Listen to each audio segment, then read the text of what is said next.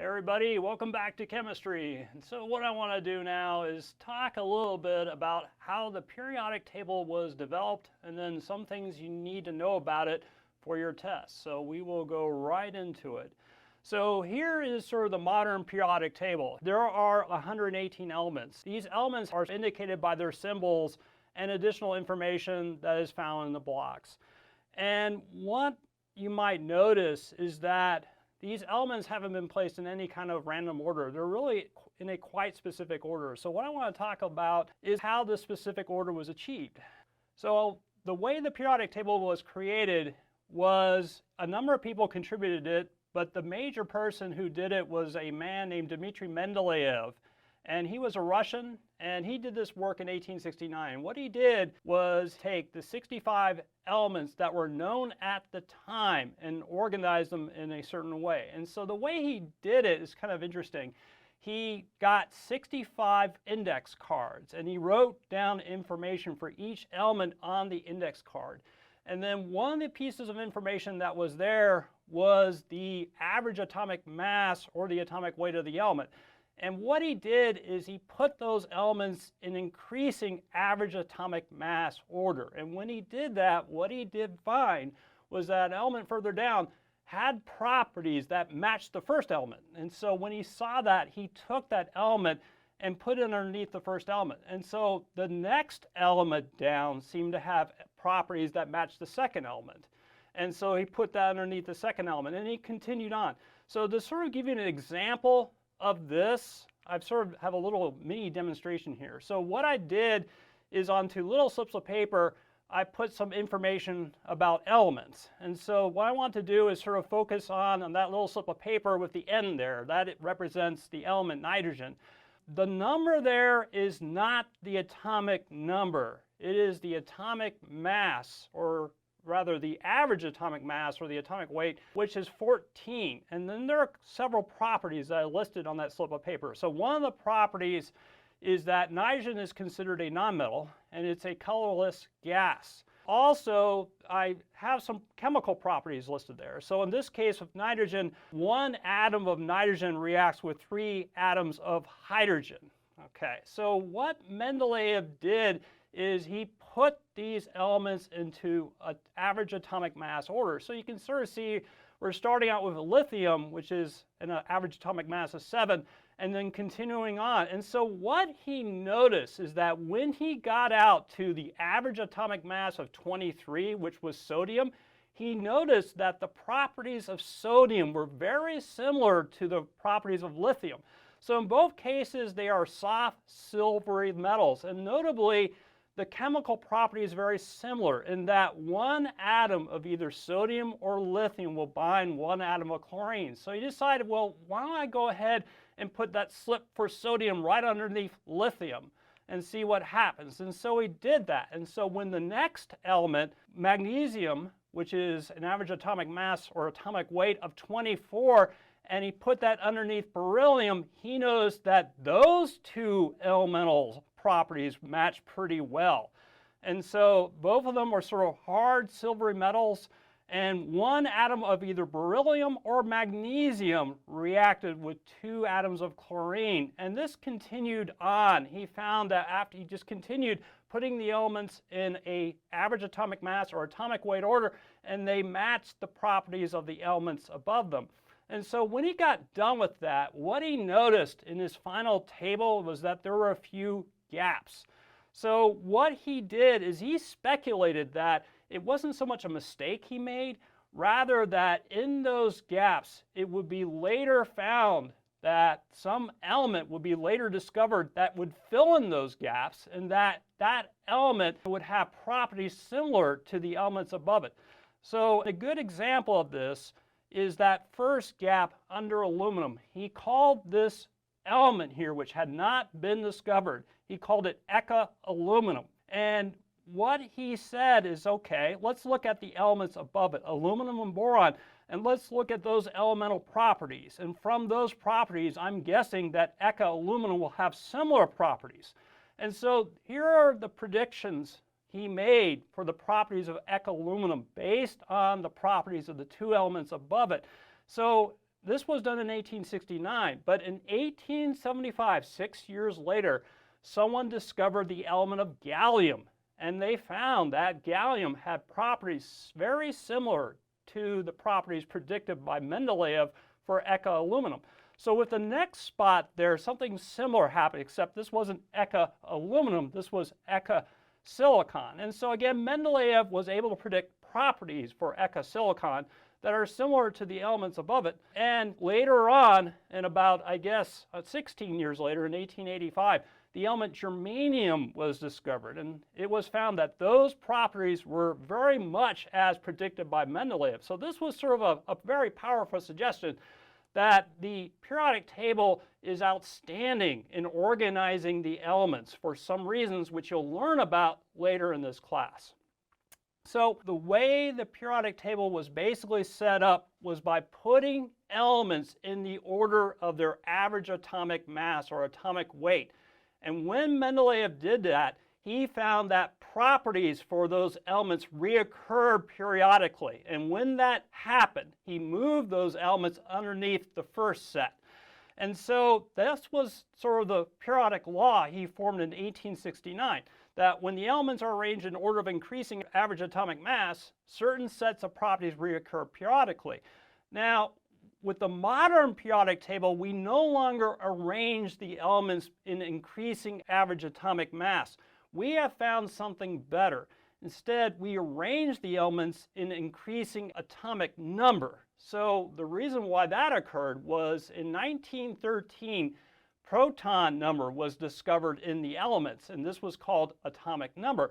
And it was found that when you arrange the elements not in average atomic mass, but in atomic number, they seem to match better the properties. So when Mendeleev originally made his periodic table, he noted that at times that when you ordered the elements in average atomic mass order, sometimes the element above it didn't seem to have exactly or similar properties to that one. And so if he moved it a little bit, maybe it would have better properties. And so he felt maybe there was a mistake someone made in calculating the average atomic mass of the element.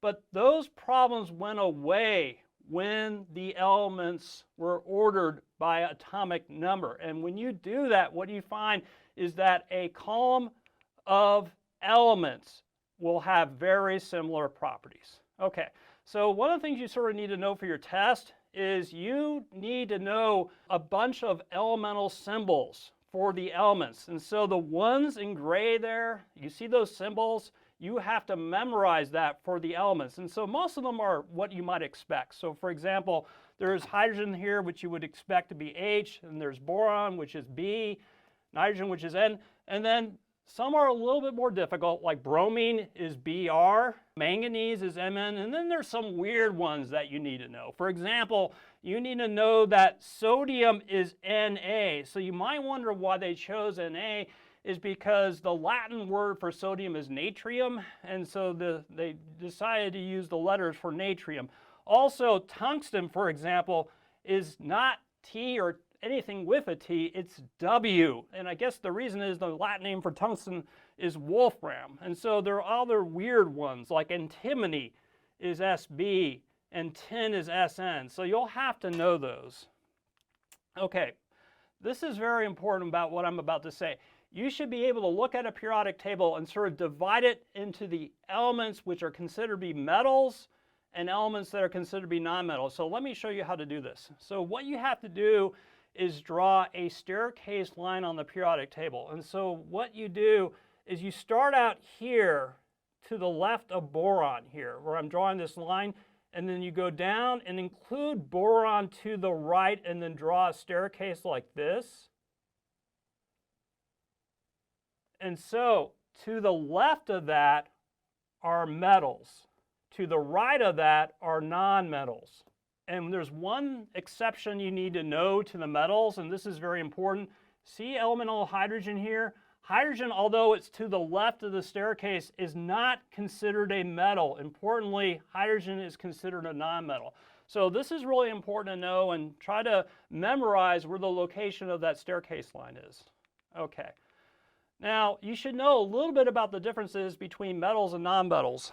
So for example, metals are all solids at room temperature. And there's one exception to that, which is mercury. Mercury is a liquid at room temperature. Metals tend to shine. They have a reflective surface.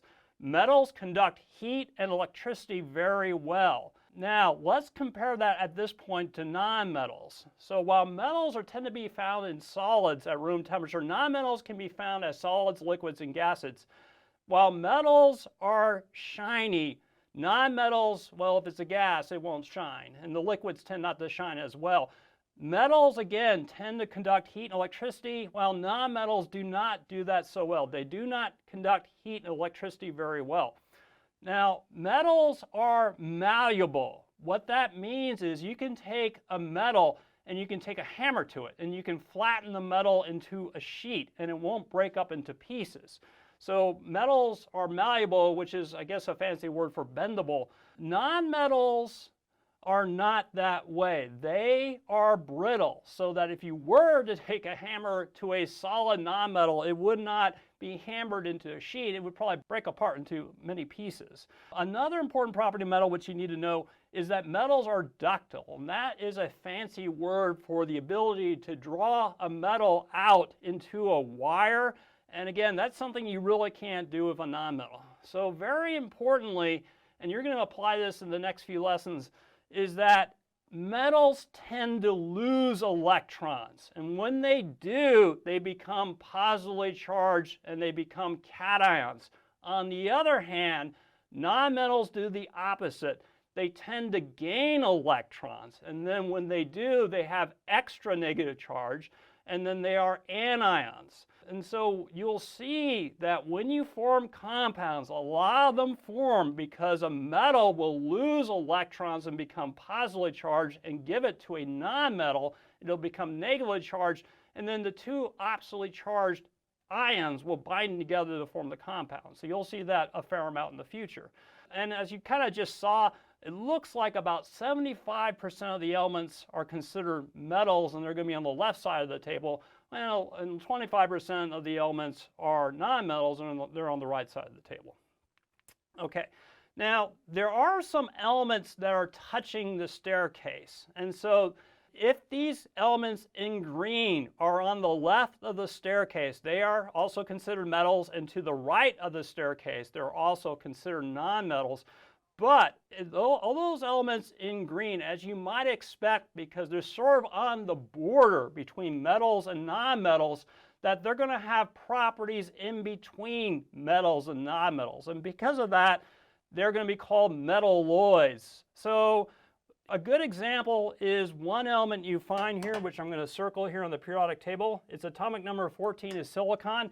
That is considered a nonmetal, but it is also considered a metalloid. And so for that reason, we might expect it to have a little bit less on the nonmetal properties and a little bit more toward the metal properties, and that is true.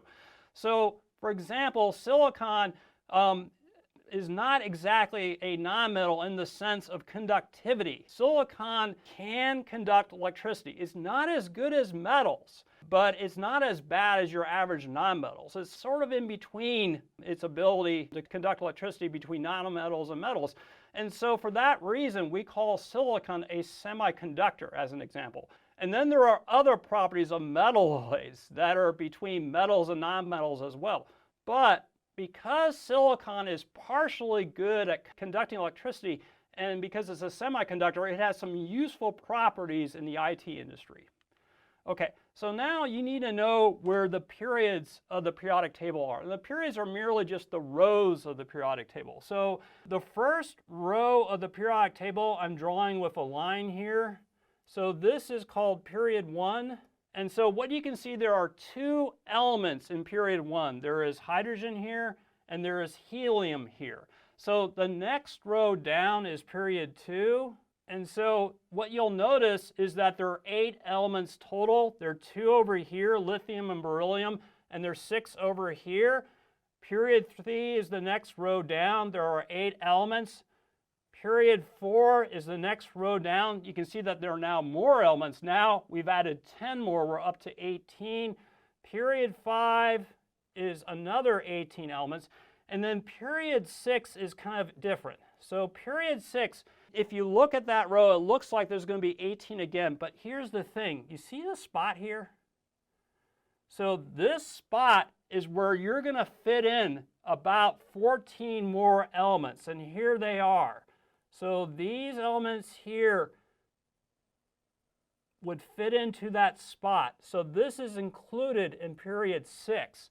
So the reason why we have it sort of separate here is because if we stuck the elements in that spot, then it would be a super long periodic table. So when you include that first row down there into that spot, you really have 32 elements in period 6. And then period 7 is the last one down. And so here, again, we have a group of elements that are going to fit in there, and that's going to be the last row in this periodic table, and they'll fit in that spot. So period 7 also has 32 elements. Okay, so moving on. So I've kind of drawn out or written on the computer what the periods are as well. Okay, so now you need to know what groups are in the periodic table. And groups are just merely columns of elements. And so also the other name for group in chemistry is family. So when you have a group of elements, you also have a family of elements. And so in fact, you can sort of see they're already numbered here on your periodic table. So the first column here of elements is group 1. The next column here of elements is group 2, and then so on, group 3, group 4, and all the way up to the last group here. The last group is group 18 or family 18. Now, one thing also, when you see this, please remind yourself, if you have elements in the same column, that they're going to have fairly similar properties to one another. And so here on the computer, I've just indicated the number of groups there. Okay, so some other things you need to do is you should be able to identify other blocks of elements and know their names. So for example, we have a sort of a vertical block of elements here that includes the first 2 groups or family of elements. And then we continue on with group 13 through 18. These 2 blocks together are called the main group elements. And if you've taken chemistry before, these are the elements where electrons are filling the s and p orbitals. You really don't have to worry about that right now, but just know that the main group elements are defined as groups 1 and 2, and then 13 through 18. And then the transition elements are defined as groups 3 through 12. I think the reason why they're called that is because they're transitioning from the left main group block to the right main group block. And so the transition elements, as you may already know, tend to be metals. Okay, that next to last row in your periodic table, which fits into that spot I was talking about before here, that row is called the rare earth elements. Now, another name for that row is also the lanthanides. And the reason why it's called that is because the first element in this row is lanthanum, which has the symbol La. And so that would fit in first into that spot in the periodic table in period 6. Now, the final row of the periodic table is called the actinides. And so as you might guess, the reason why it's called that is because this element here is actinium. Its symbol is AC. And again, this would be the first element that would appear here in this spot if you were to fit this whole row of elements in period 7. So one of the blocks of elements that I was talking about are the rare earth elements. And so here they are. There we go. Get the pen here. And so the rare earth elements, there are 15 of them there. And so one of the fun questions to ask is, if they're called rare earth elements, does that mean that of all the elements found on the Earth, they are the rarest? And so I'm going to kind of address this question with this graph that we have on the right. And so one interest in rare earth elements is that now in modern technology, they're being used a lot. And so we're needing a lot of those. And so for example, most of the magnets that you find in computers that are used to spin your hard drive are comprised of alloys of, say, regular metals like iron or copper mixed in with traces of rare earth metals. And so those alloys have exactly the right properties to give you the right magnetic field to spin that hard drive in your computer. So again, the question is, how rare are the rare earth metals? And so to address that, we're going to take a look at this chart here.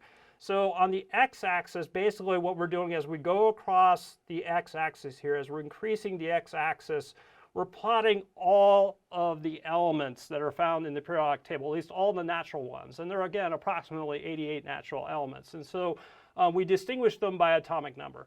Now, on the y-axis, what we're looking at is the relative abundance of these particular elements on the Earth's crust. And so if you go, say, to the upper left, what you can see here is we have some elements here. They have relatively low atomic numbers. They're usually, say, less than 20, and they're relatively abundant. And so you will find relatively high amounts of these elements in the Earth's crust. And so the most abundant one is oxygen here, and also silicon and aluminum are also pretty abundant as well. And so there's a fair number of these elements in the ground. So the question is, one might ask, okay, so those are the most abundant elements on the Earth's crust. What are the rarest elements? And so to find those, you have to go to the lower right of this graph. So these elements tend to have higher atomic numbers, and so they have a greater number of protons. And so let me show you one that you're probably familiar with. Here, this is gold here.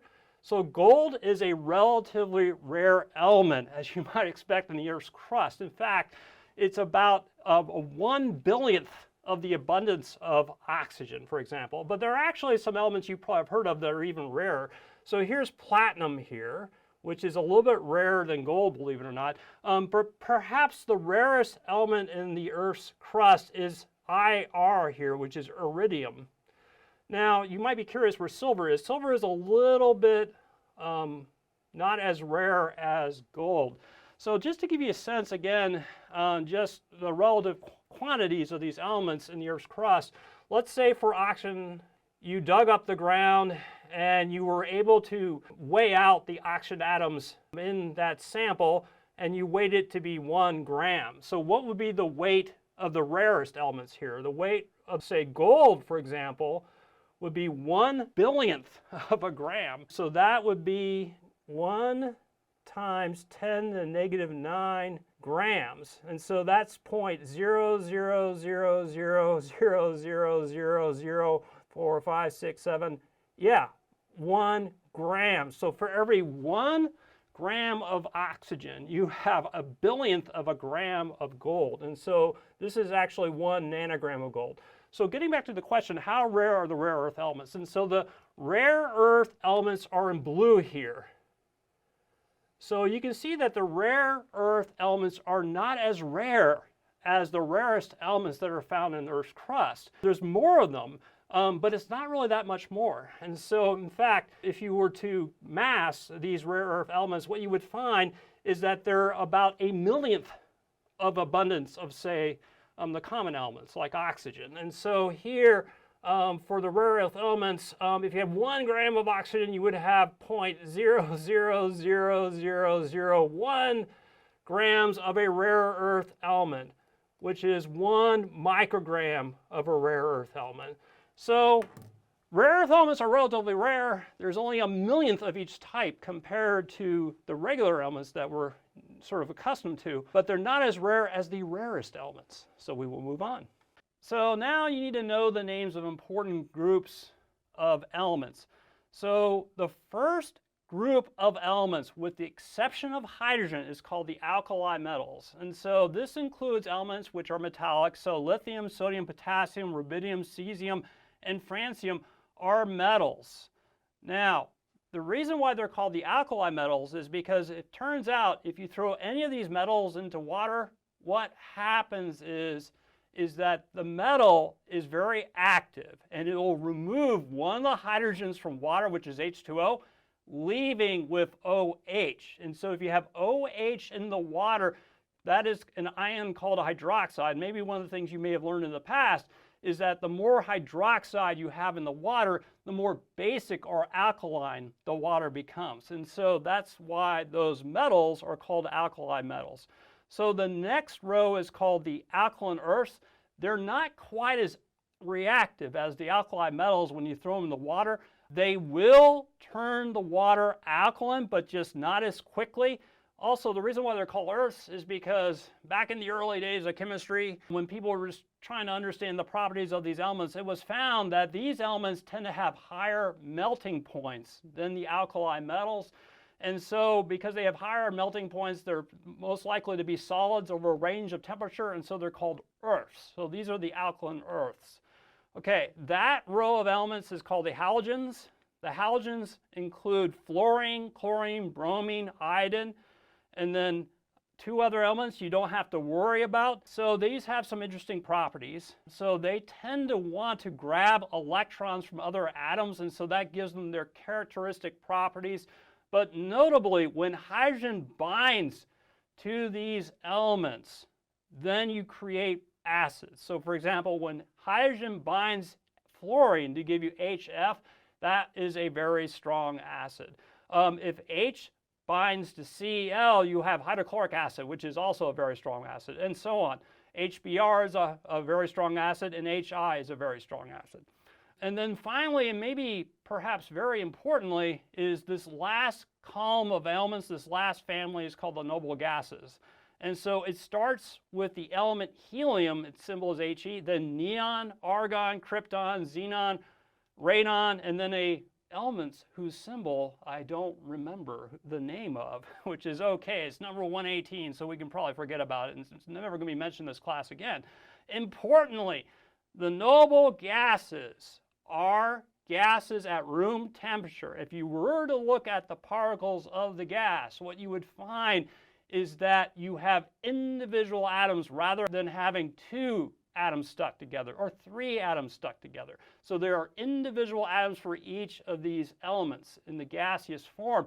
Now the reason why that's important is the reason why the atoms are sort of by themselves is because they have absolutely no reactivity toward other elements. And so it's very, very, very difficult to find conditions where you can get other elements like nitrogen or carbon or fluorine to bind to a noble gas, to bind to, say, neon or argon.